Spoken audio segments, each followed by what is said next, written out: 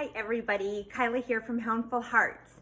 Welcome to another learning lesson about your essential oils.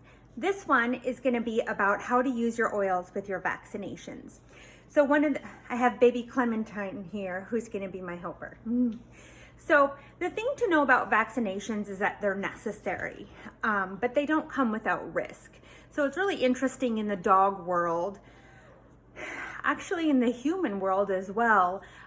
The amount of vaccination you give a puppy, say at 10 pounds, is the same amount of vaccination that I'm going to give Garth at 95 pounds. They don't dose it differently. There's not like 0.5 milligrams of a DHLP and 5 milligrams for Garth. It's just straight across the board. So puppies sometimes have adverse reactions. Sometimes they die, sometimes they get horribly sick. They just have some kind of adverse reaction. And so it is the general rule to give what's called an antihistamine before you give vaccinations to your dogs. So some of you might know antihistamine is like a Benadryl, and it just kind of like curbs the immune system down so that way it doesn't have any kind of icky side effects. So what I do is I use a natural antihistamine. And I've added one little oil in there, copaiba, which is in your kit that you got, because if you remember, copaiba makes everything work better. So if I really want to up what I'm doing, I add a drop or two of copaiba, and that again is just going to make whatever you're using work even better. So here's what I'm going to do. Super simple. You're going to get your lemon, your lavender, and peppermint. So you're going to get your peppermint, your lemon, your lavender, and your copaiba, okay? And it's super simple. Let me just open my caps here. Baby Clementine doesn't make this super easy. So I'm just gonna open the caps here for when you're at home and you're not holding a puppy. It might be a little tiny bit easier for you. The thing about essential oils is you generally want to dilute them, and you're always going to dilute in water, witch hazel, jojoba oil. I use coconut oil quite a bit. So I have all my caps open and it's super simple. I'm going to turn this down so you can see a little bit better.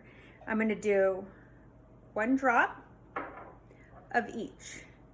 You can see right in my hand. 1. Clementine. 1. And if you get 2 in there, it's okay. Some of them are thicker than the others. Whoops. You have that. So I have all these oils in my hand, you can see. And then I'm just going to do a little tiny bit of coconut oil to dilute it. And if you can see, baby Clementine, I'm literally just going to put all her little paws in the oil in my hand. I'm going to rub it in her paws because she is going to absorb it through her puppy pads, and it's going to go into her body systemically. And I'm going to wait about 15 minutes. So she smells nice and lavendery. Rub the rest on her tummy. I know, there you go. And I'm going to let that kind of soak in. And I'm going to wait about 15 minutes, and then I'm going to give the vaccination. So I'm giving all of your puppies their vaccines today. This is what you're going to want to do with your puppies when you get their booster shots, their 2 booster shots. And then you really just want to ask, do I need the vaccine? When your vet, they have a routine just like they do for humans. They just put them in like clockwork. They do what works for best for everybody. But you can ask your vet to draw a titer to see if it's necessary. Do they have enough of the vaccine or do they need more? You also really want to look and see what is prevalent in your area. So in my area, I give all my kids leptospirosis because we go to the beach, and lepto lives in dead animals, and my kids love to eat dead things at the beach. It's disgusting. So I choose to give them that.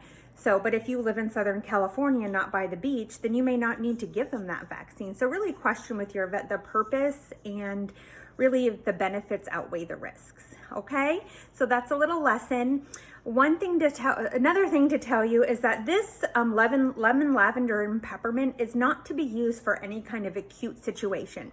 So for example, I keep liquid Benadryl in my house, in my medicine cabinet for my dogs. Penelope got stung by a bee a couple of years ago, and it was really scary, and her throat started to close up almost immediately, and she couldn't even swallow a pill, and lemon, lavender, peppermint's not going to work quick enough. She needed an immediate acute action. And so I gave her children's liquid Benadryl. So that's something really important that I would keep on hand too, just for an emergency. But again, essential oils are not to be used like if puppy needs antibiotics or if puppy needs something to treat an acute situation. I don't recommend the essential oils for that. Okay? If you guys have any questions, let me know. Have a beautiful day. Bye.